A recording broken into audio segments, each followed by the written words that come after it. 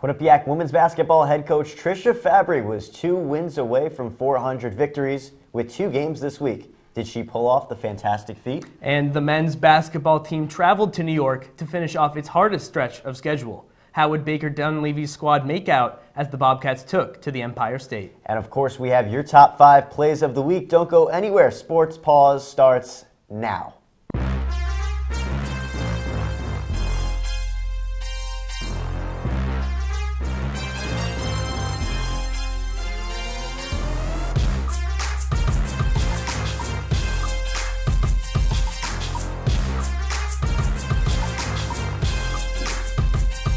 Good evening and welcome into Studio 125 for this week's edition of Sports Paws. I'm Drew Feinberg. And I'm Brian Schwartz. Quinnipiac women's basketball head coach Trisha Fabry had the chance to win her 400th career game this week. First up was Canisius Friday. Drew, how did she do? Well, I will tell you. That's right, Brian. Trisha Fabry and her team just can't stop winning. And on Friday, the team's 14-game win streak was extended to 15 as the Bobcats defeated the Golden Griffs of Canisius 64-39. The Bobcats were led by junior Erin McClure, who had a game-high 15 points. The win was the 399th of head coach Trisha Fabry's career, and the team improved to 14-0 in the MAC. Sophomore Taylor Hurd added 9 points and 4 rebounds, while Jen Fay fell just short of a double-double with 9 points and 9 rebounds for the win. Well, next up was Siena in Londonville, New York. Let's see if Trisha Fabry could get that number 400. Let's take it out to the first quarter. Quinnipiac is down 19-10.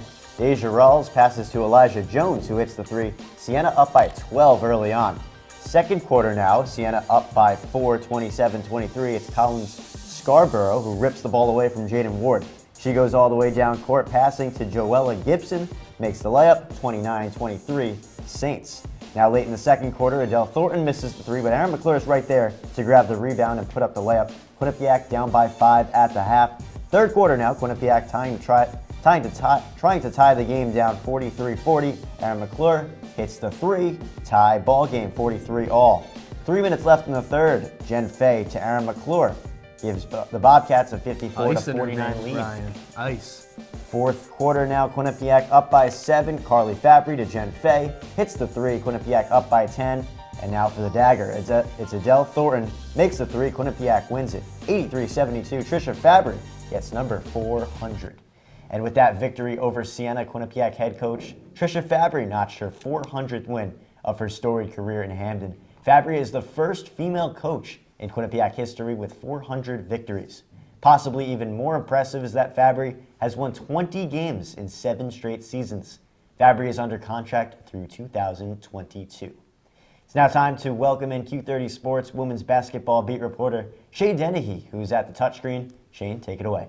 All right, thanks, Brian and Drew. I'm here going to break down some plays from Quinnipiac women's basketball team this season. They're 21-5 on a 15-game winning streak. They've been running through MAC play. Let's take a look at one of their plays from their Princeton game earlier this season. Their only home loss. Erin McClure right here in the corner. Jen Fay, great ball movement all the way around. Adele Thornton going to kick it back out to Erin McClure. Really showing off her development this season, showing off her one-on-one ability, burying that jumper with the hand in her face. And really, that's been the mentality for Quinnipiac for this team all year. It's been so tough to guard them. They're starting 5. It's pick your poison with everyone out there. Anyone can score, anyone can do it. And now we're going to take a trip up to Siena this past weekend where Quinnipiac struggled in the first quarter and the first half, but came charging back in the second half. Jen Fay kicking it underneath the Paul Starmanet finds Taylor Hurd, who's been stellar for the Bobcats this season. You're stepping in for Vanessa Udoji, who went down against Richmond with a torn ACL. Has been really impressive with the 3-ball and been very solid defensively as well for Quinnipiac. And now Quinnipiac playing a Big East team early this season, part of their tough non-conference schedule against Providence.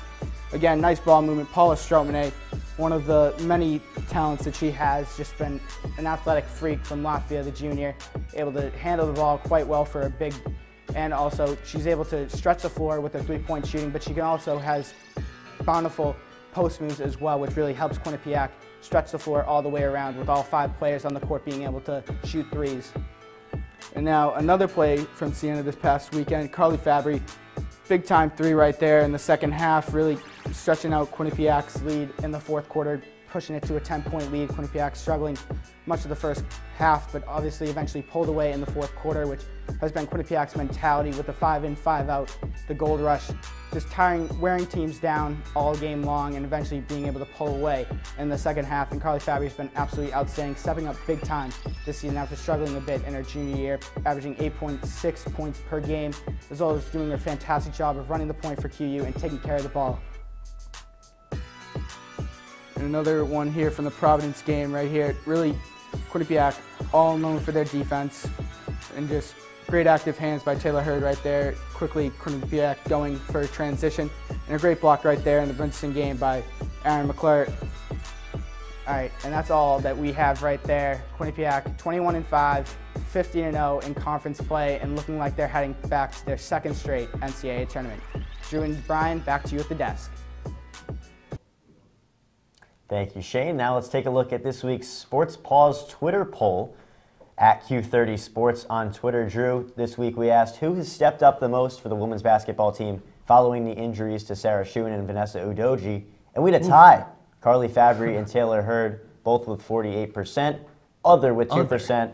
I think I would vote Taylor Hurd because nobody expected her to play the way that she's played so far this season. Carly Fabry was a starter coming into the year. She was expected, so my vote goes to Taylor Hurd. I mean, I got to agree with you. Taylor Hurd basically did nothing last year compared to this year, really stepped up off the bench. And I mean, Carly Fabry, she was a presence for the Bobcats in the tournament last year, and has she really stepped up? She was already pretty good, and Hurd has definitely stepped up. Right, she's played well, but Taylor Hurd has been a pleasant surprise. Definitely. Let's now transition over to the women's ice hockey team. The Bobcats played host to nationally ranked St. Lawrence and Clarkson this past weekend. Q30's own Mike Dalton was on hand as the Bobcats took on the Saints of St. Lawrence. Mike? The Quinnipiac women's ice hockey team welcomed number 8 St. Lawrence to Hamden to kick off their weekend. Despite each team scoring in the first period, this game was a defensive duel. Abby Ives flashed her pads in the first period while Grace Harrison kept the Saints in the game. I thought it was really good. Kate McKenzie had a ton of block shots. Katie Taven had a ton of block shots. And we really shut down one of their best shooters, Hannah Miller. She really didn't get any shots on net, so I thought it was outstanding, and I think our coaches did a great job scouting too. Plus, the special teams for the Bobcats and Saints were special, as each side went 3 for 3 on the penalty kill. We prepared quite a bit on our PK this week, and I think that they were focused but confident. And sometimes when you prepare like that, sometimes you can lose that confidence. And it was really good to see them gain confidence even as we went through our PKs today. Both teams also had several scoring chances throughout the second and third periods, but couldn't capitalize. So the Bobcats and Saints were forced to go to overtime. The Bobcats had the best scoring chance in OT, but Harrison made the save of the game, slamming the door shut on Quinnipiac's hopes for an upset as the game ended in a 1-1 tie.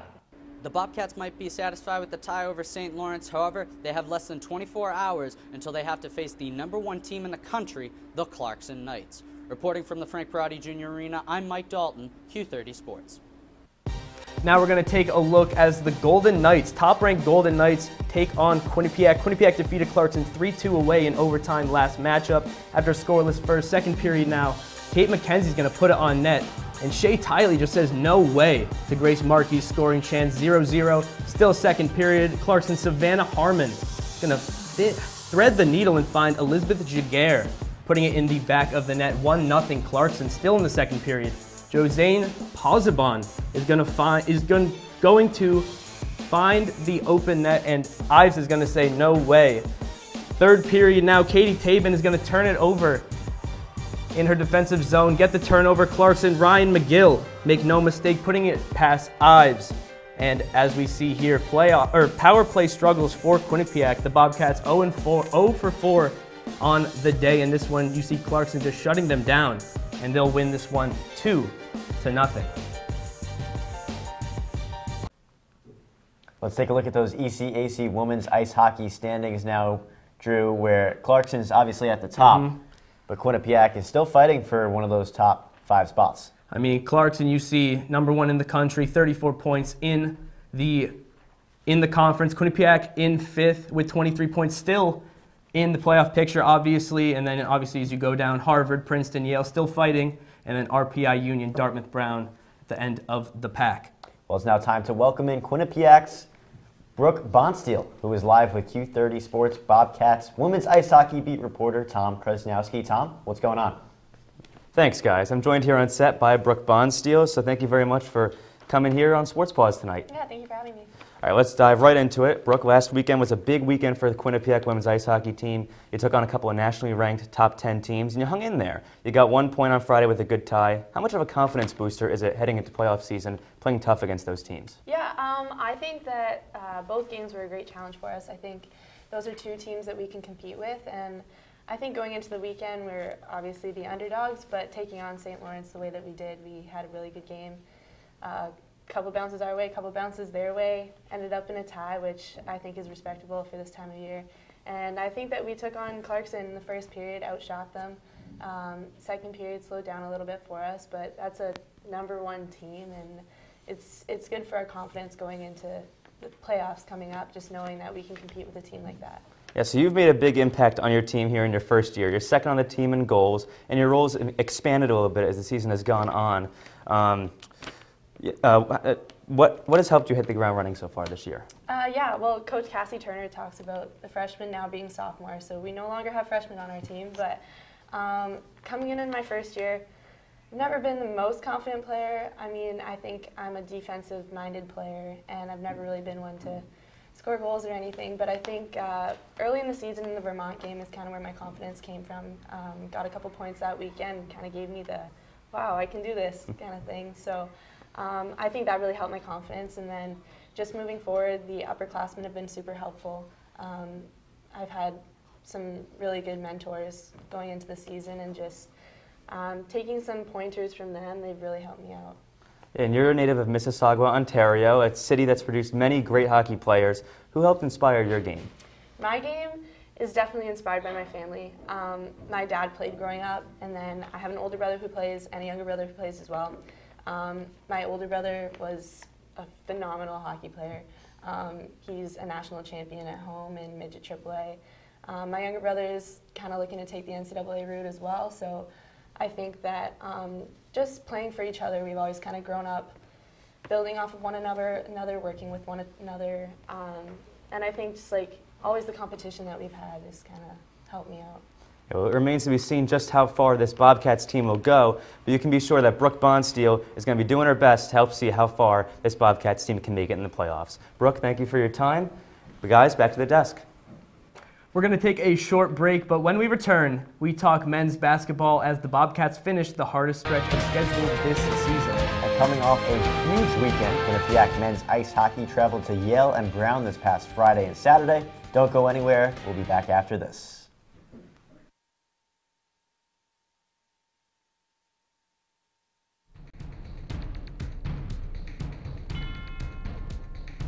Whether you're on the quad, in your room, or heading to class, tune in to Q30 News. For stories by student journalists you can trust. We are covering the latest here on campus and in surrounding areas. Get the news you need to know every Wednesday night.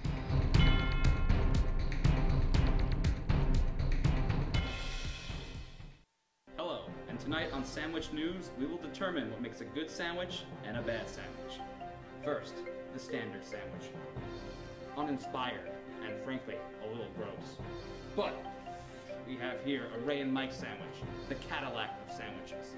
And if you want one, well, come on down to Ray and Mike's at 3030 Whitney Ave, Hamden, Connecticut. Open every day from 6 a.m. to 10 p.m. QCash is accepted. now that's a sandwich. Welcome to the WQAQ Morning Show. Dan Ball and Emma Spagnolo joining you here from the QAQ studios in Hamden. And Emma, it is that time of year again.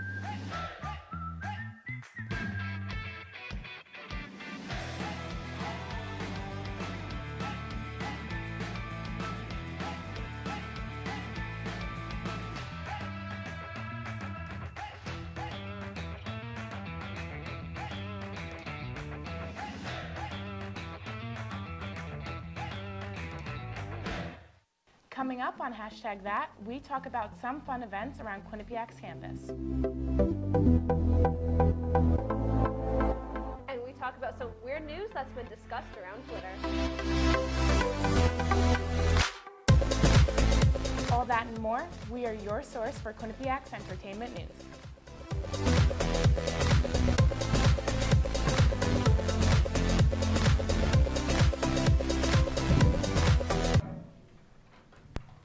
Sports Paws is brought to you by Custom Cakes by Steve. If you can dream it, we can bake it. Welcome back, and thanks for sticking with us.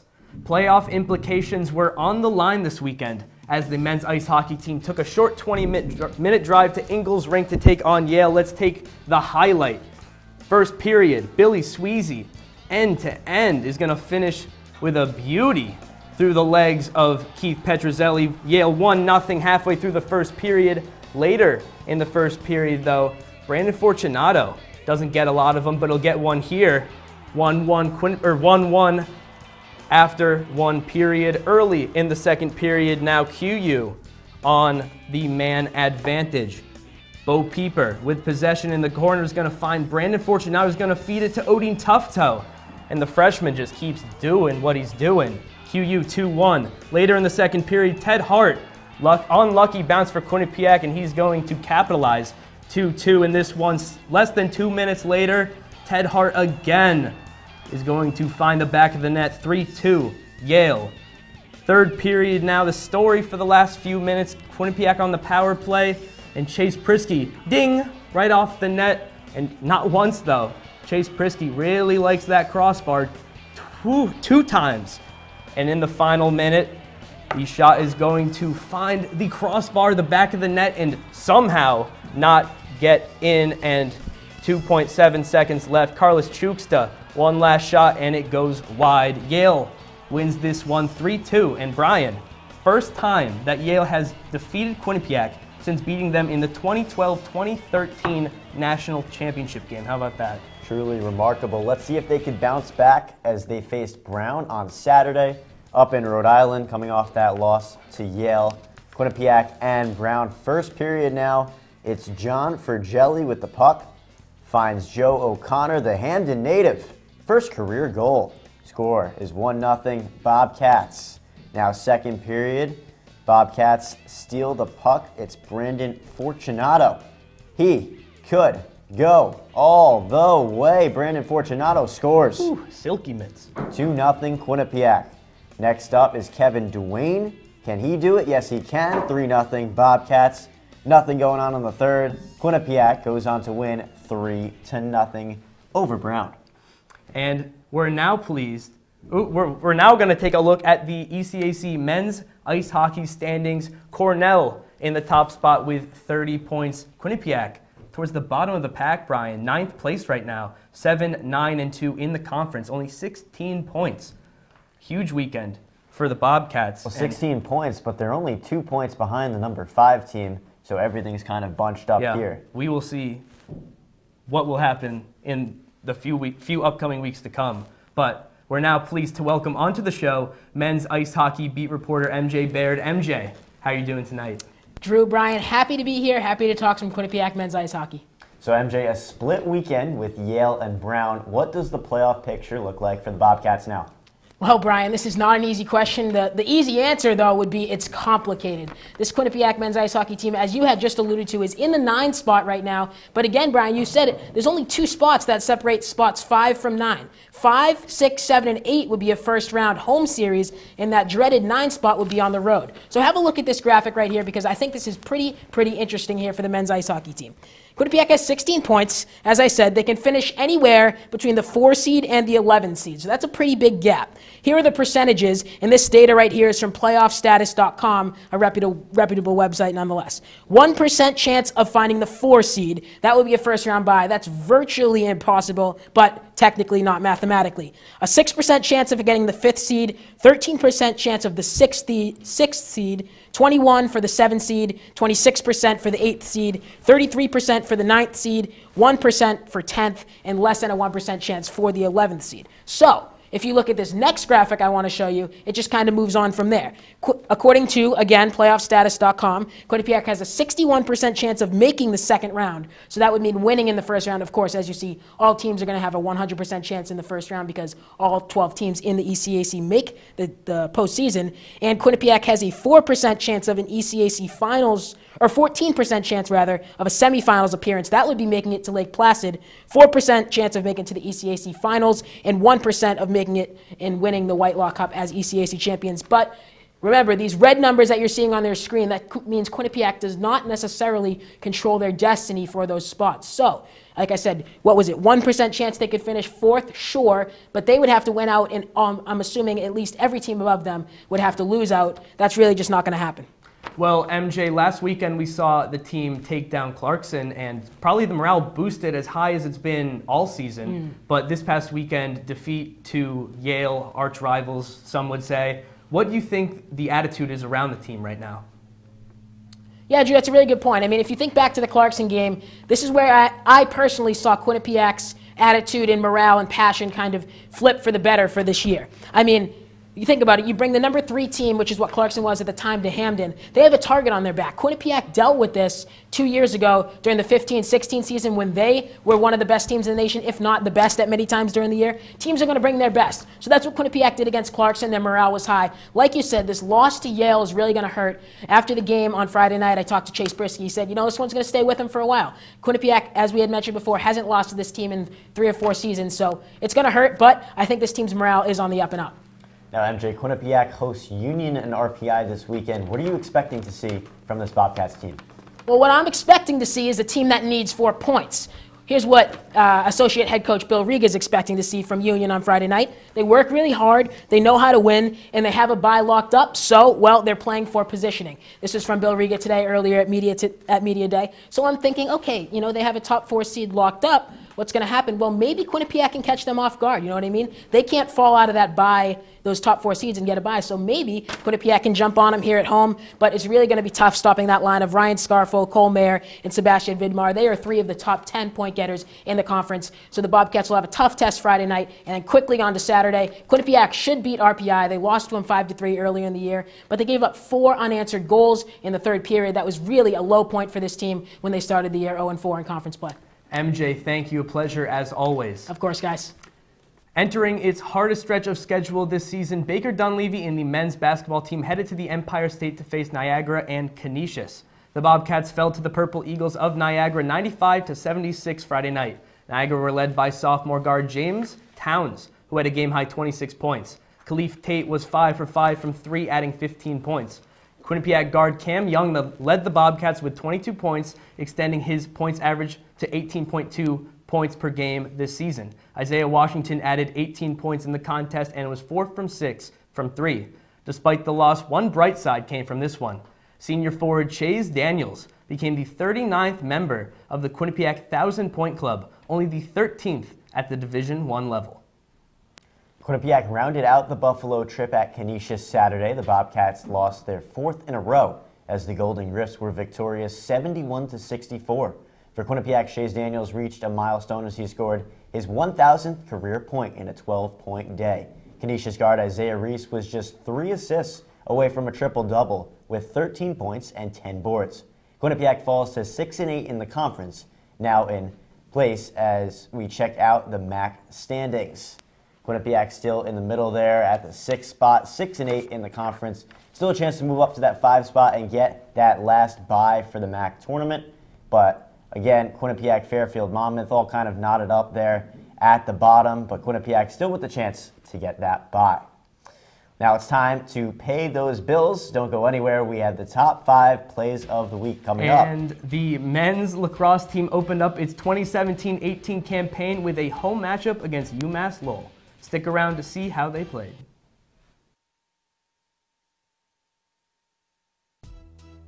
Bobcat Breakdown presented by the Quinnipiac Bobcats Sports Network. We are your source for debate. Did they make the playoffs last year, Tom Schenker? When it clicks, it clicks. We dissect Quinnipiac athletics on a scale you've never seen before. With Tobia, it almost looks like she's reaching a little bit. Plus, we bring in the biggest names surrounding college sports. We are live here at the Times Union Center with Jay Billis.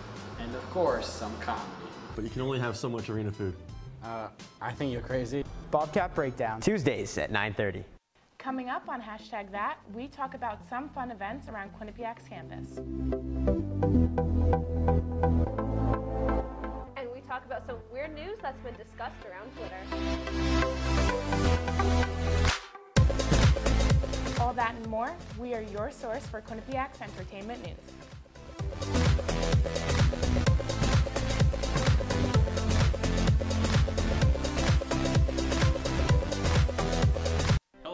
Tonight on Sandwich News, we will determine what makes a good sandwich and a bad sandwich. First, the standard sandwich.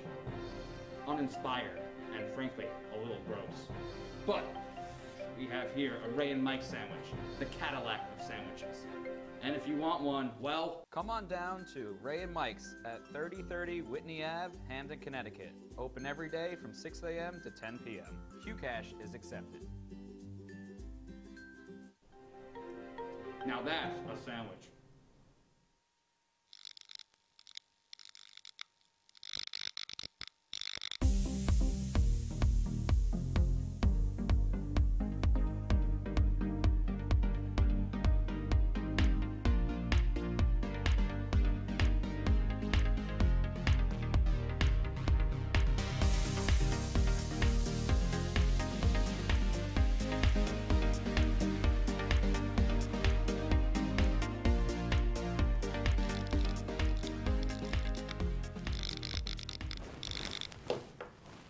Sports Paws is brought to you by Custom Cakes by Steve. If you can dream it, we can bake it. Welcome back inside Studio 125. The Quinnipiac men's lacrosse team opened up its season Sunday as they welcomed UMass Lowell to town. The Bobcats fell 13-12 in overtime to the Riverhawks in their stadium opener. Freshman Jake Tomsic had 4 goals and an assist in his collegiate debut to lead the Bobcats. Quinnipiac led early 5-1 after the first quarter. UMass Lowell then took control, securing the victory in the extra frame. Next up for the Quinnipiac Bobcats is Brown next Saturday in Hamden. Freshman attacker Jake Tomsic was named the MAC Men's Lacrosse Rookie of the Week after a strong performance in his collegiate debut Sunday against UMass Lowell. Tomsic finished his first game with a team-high 4 goals and added 1 assist. He also scored on all 4 of his shot attempts. Tomsic joined the Bobcats after playing lacrosse at Medway High School in Massachusetts, where he had 109 points as a senior and 95 as a junior to finish his career with 265 points total.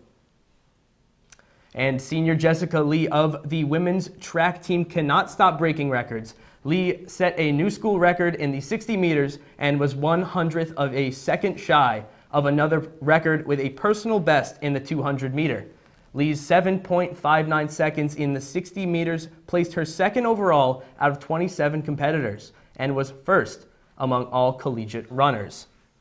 All right, Drew, it's time now for our top 5 plays of the week. My favorite time. Yeah, let's check that out then. Number 5, you can start. I got this one. Starting at number 5, women's basketball against Siena. A lot of action from number 25, Erin McClure. She's just going to drill it right in the defender's face because she wants to. Number 4, it's Quinnipiac and St. Lawrence women's ice hockey. Check out this save by Abby Ives. No, not today. Nice play there by Ives. Coming in at number 3, back to the men's ice hockey game, and Joe O'Connor, the Hamden native. A little bit of a snipe right there, a little bit of a celly too. First career goal for him. Numero dos, Quinnipiac women's ice hockey. Ryan McGill gets the steal, puts it home. Clarkson wins it 2-0. And your number 1 play of the week, back to the men's ice hockey game. Brandon Fortunato is going to get the steal and just go coast to coast in a nice little finish through the legs of the Brown goaltender. Quinnipiac wins 3-0.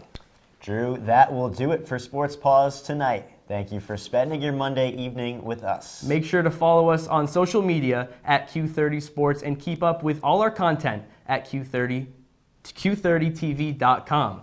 For Brian Schwartz, I'm Drew Feinberg. We'll see you next week.